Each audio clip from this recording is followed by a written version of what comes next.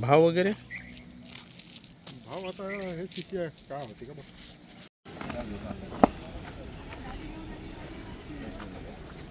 दादा फॉर्म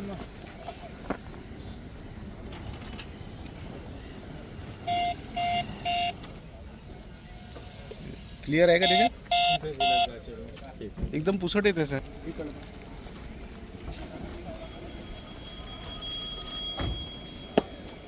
हो कुठे तिकडे आहे का? बरं बरं. ए भाऊ नोंदणी ऑफिस कुठे आहे? हो हो ते आहे का नोंदणी ऑफिस?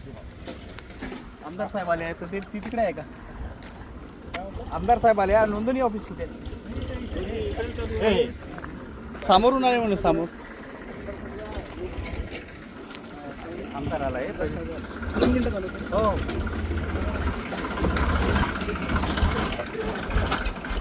कोण आहे? कुठं आहे? हे हे हे हे हे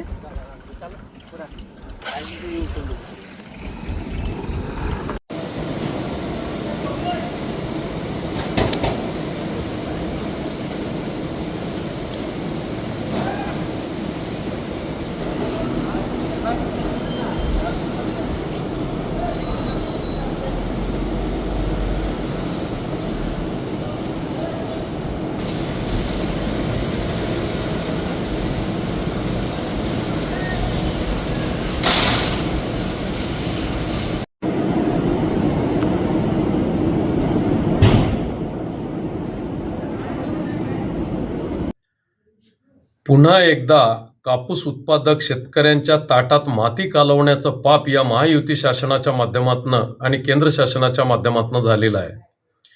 यवतमाळ जिल्हा हा पांढऱ्या सोन्याचा जिल्हा म्हणून अवघ्या जगामध्ये नावलौकिक असलेला हा जिल्हा लॉंग स्टेपलसाठी या कॉटनची ओळख अवघ्या जगभर आहे.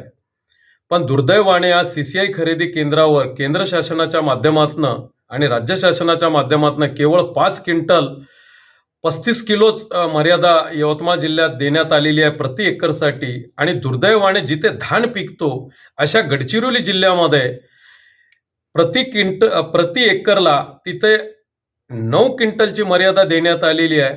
या अशा तुगलकी कारभारामुळे कापूस उत्पादक शेतकरी तुर्तास रक्तबंबाळ झालेला आहे. या शासन निर्णयाने शेतकरी कापूस उत्पादक शेतकरी अत्यंत दुखावला गेलेला आहे. जो काही अतिवृष्टीमध्ये उरला सुरला हा कापूस आज शेतकऱ्यांच्या घरात आहे त्याला मातीमोल भावाने खाजगी खेडा खरेदी पद्धतीमध्ये विकण्याची वेळ या शासनाच्या नाकर्तेपणामुळे आलेली आहे. मी राज्य शासनाकडे आणि केंद्र शासनाकडे मागणी करतो स्वाभिमानी शेतकरी संघटनेच्या माध्यमातून की त्यांनी यवतमाळ जिल्ह्याचीच नव्हे तर जिथे जिथे ज्या ज्या जिल्ह्यामध्ये कापूस चांगल्यापैकी उत्पादित होतो अशा जिल्ह्यामध्ये प्रति एकरी CCI खरेदी केंद्रावरची मर्यादा वाढवून द्यावं ही राज्य शासनाकडे माझी आग्रही मागणी आहे.